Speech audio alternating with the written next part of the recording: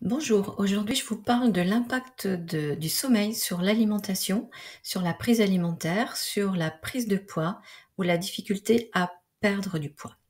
Donc on parle beaucoup de l'alimentation, on donne des régimes, des conseils alimentaires, on parle aussi de l'activité physique et de son importance pour maintenir un poids de fort ou réussir à perdre du poids, mais on entend moins souvent parler de l'impact du sommeil sur nos prises alimentaires.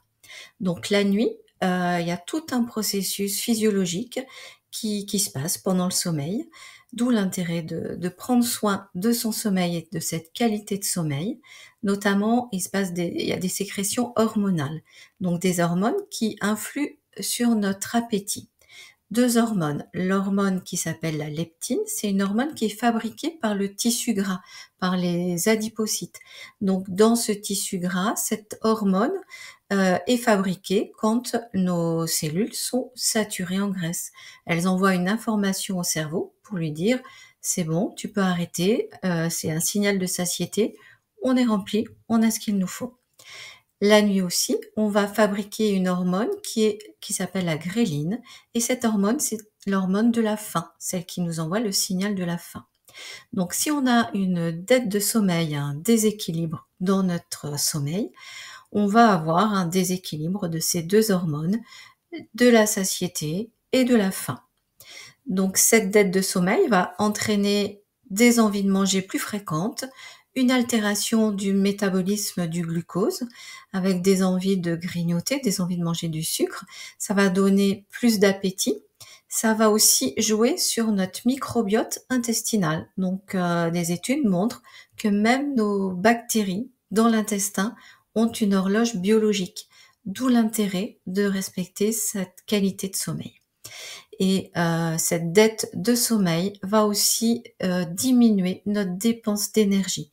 Donc qui dit augmentation des prix alimentaires, diminution des dépenses d'énergie, bah dit un déséquilibre de notre balance et facilité à prendre du poids.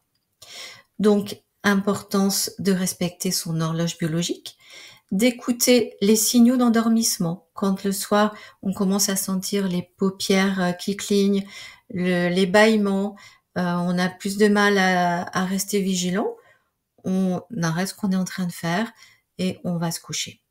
Donc pour améliorer le sommeil, quelques astuces. La journée, privilégier l'exposition à la lumière, notamment, entre 10 heures et 14 heures où la lumière, le soleil est au zénith. Donc là, faites le plein de lumière. Modérer les excitants, même dans la journée. Toutes les boissons qui contiennent de la caféine, du café, le coca, les boissons excitantes, puisque même si vous les buvez en milieu d'après-midi, ces boissons-là ont une durée de vie de 5 heures. Donc au moment de s'endormir, ben, elles continuent leur effet. Privilégier l'activité physique qui va, amener une détente et la sécrétion d'endorphines, ces hormones qui donnent, les hormones du plaisir. Heu, Privilégier le dîner, si possible avant 20 heures pour, éviter la surcharge, digestive quand on va se coucher. Et puis la digestion augmente la température du corps.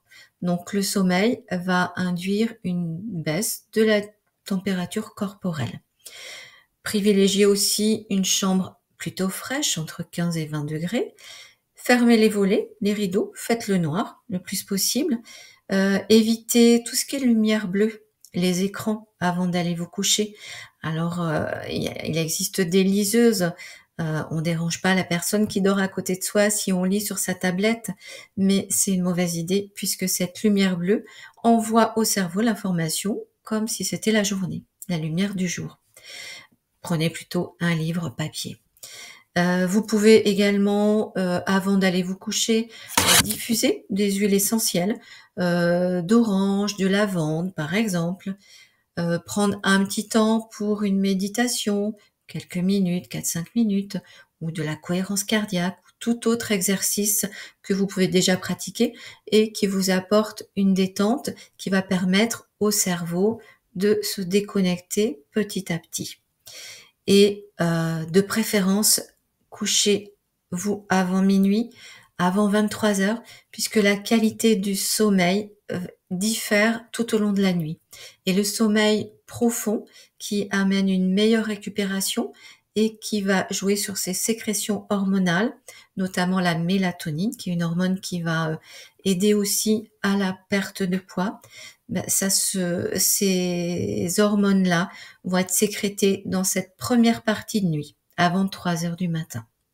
Donc voilà quelques conseils rapides pour améliorer le sommeil et surtout, bah, vous avez des informations.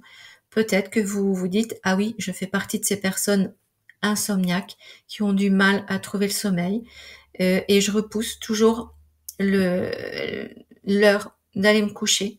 Donc ça va vous donner peut-être envie de faire plus attention à votre qualité de sommeil.